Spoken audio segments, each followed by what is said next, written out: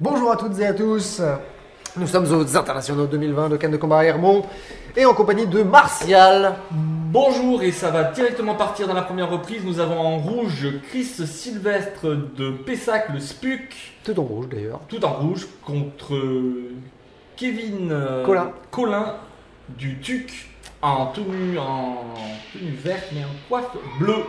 Donc c'est déjà parti. Et donc Chris qui est au centre, qui tient bien le centre tandis que Kevin tourne autour. Et ralenti de Chris qui touche en jambe.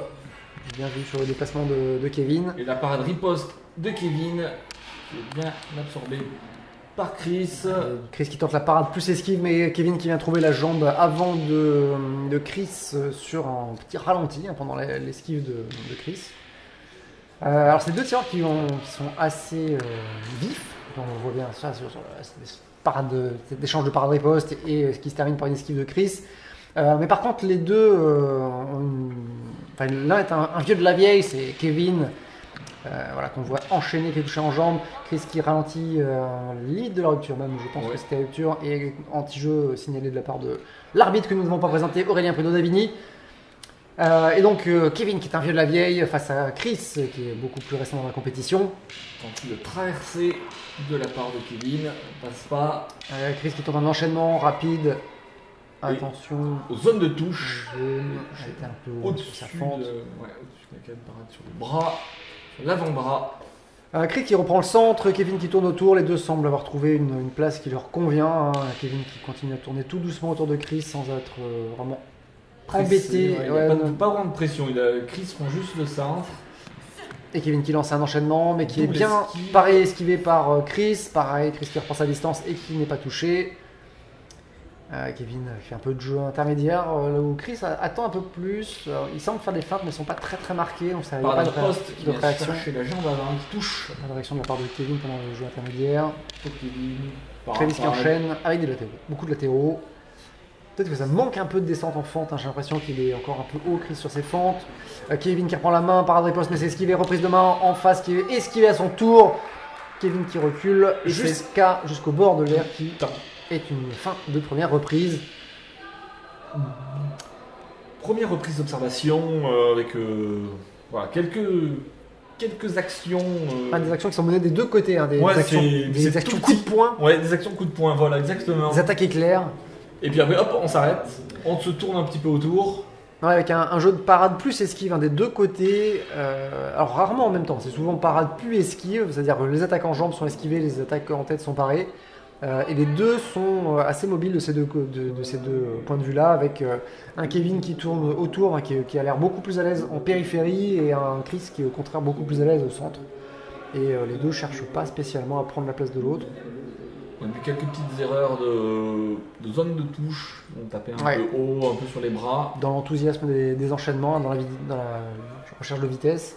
Les feintes, comme tu l'avais annoncé. Ouais, je l'avais annoncé pour Chris, évidemment, c'est pour Kevin que ça remonte. Ouais, je sais pas si c'était pas pour les peut-être les deux. Peut-être les deux, allez. On n'a pas le son. Et Kevin qui reprend la main, c'est première reprise, prend l'initiative, qui cherche la jambe avant. C'est Chris qui recule cette fois-ci, un peu déséquilibre sur cette esquive finale. Il est un peu glissé sur l'esquive. Il réaccélère, mais Kevin s'échappe par le côté avec un petit débordement sans grande difficulté. Reprise un peu de main rapide derrière aussi.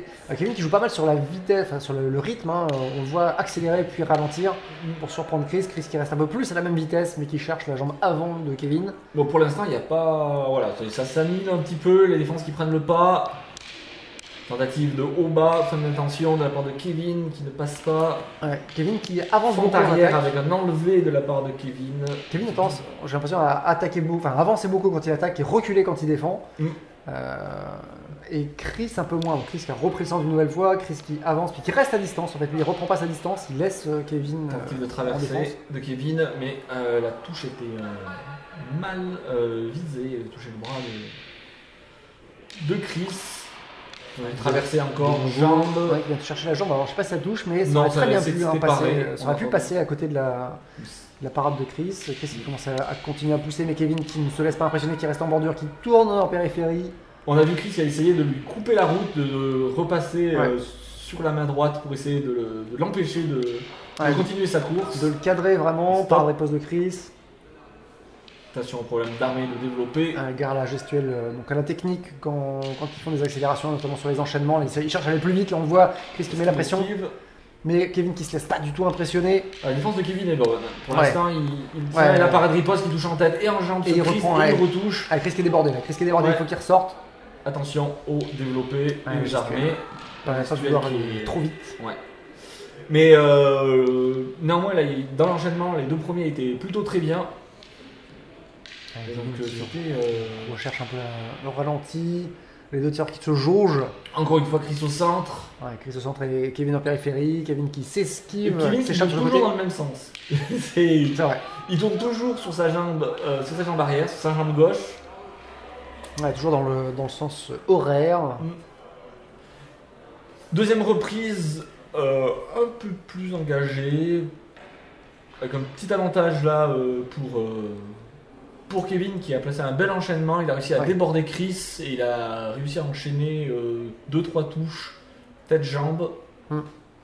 Qui ont dû marquer dans l'eau. Alors peut-être que tout n'était pas, tout n'ont pas marqué des points, ou en tout cas pas marqué le maximum de points, mais en tout cas dans l'eau, il y a de grandes chances pour qu'effectivement il ait pris un peu l'ascendant là-dessus.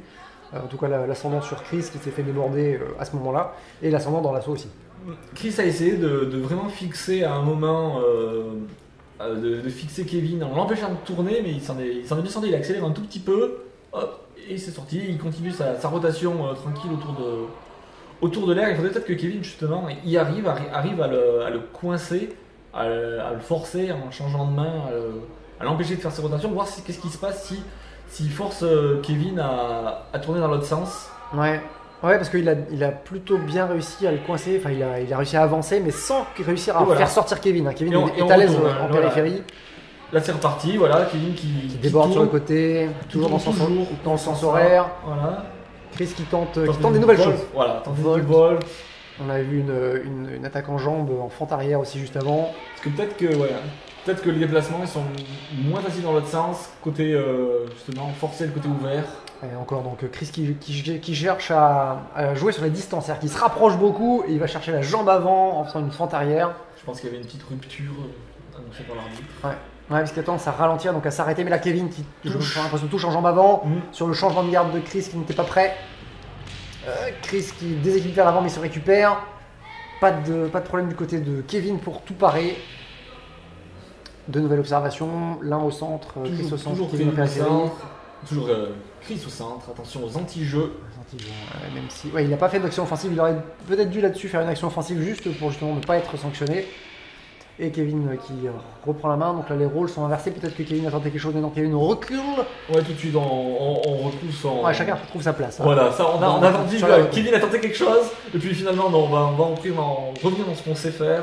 Chris qui tente de nouveau jouer sur la distance, à faire une fente en reculant. Là c'est Kevin qui va pousser Chris sur le bord, peut-être que ça va marcher parce que justement les places sont inversées. Chris qui se défend comme il peut. Je pense Kevin qui le bloque. Il semblait qu'il avait touché la tête, attention, voilà. Kevin qui ne bouge plus et qui maintient Chris sur le bord de l'air.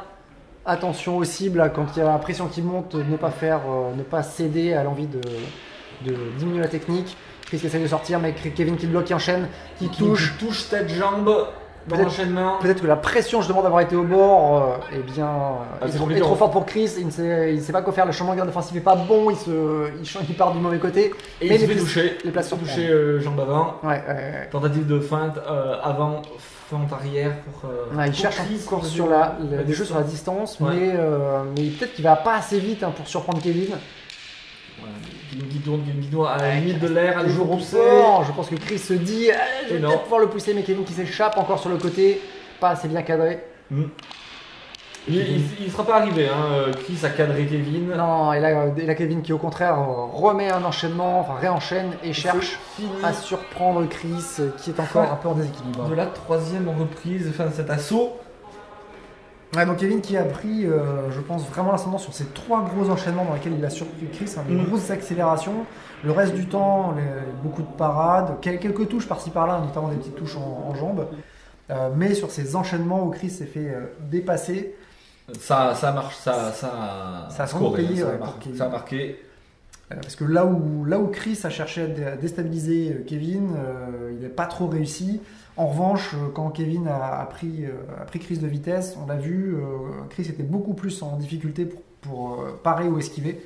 Il n'a pas eu autant le réflexe que Kevin de se déplacer sur les côtés, ou en tout cas son système défensif n'est pas forcément aussi développé et aussi affiné que celui de Kevin. Et Kevin c'était malgré tout, c'est quand même si c'est lui qui tournait beaucoup, c'est lui qui dictait la position où il voulait être. Chaque fois qu'il a voulu reprendre le centre, il a mis Chris en difficulté. Ouais. Et donc victoire à l'unanimité des juges. Ouais, il a vraiment forcé Chris à le suivre en fait, à aller le chercher. Tout à fait, belle victoire de Kevin Collin. Et c'est la fin de cet assaut. On se retrouve bientôt pour un nouvel assaut des internationaux de Cannes de Combat 2020 sur Cannes TV. Merci de nous avoir suivis. À bientôt.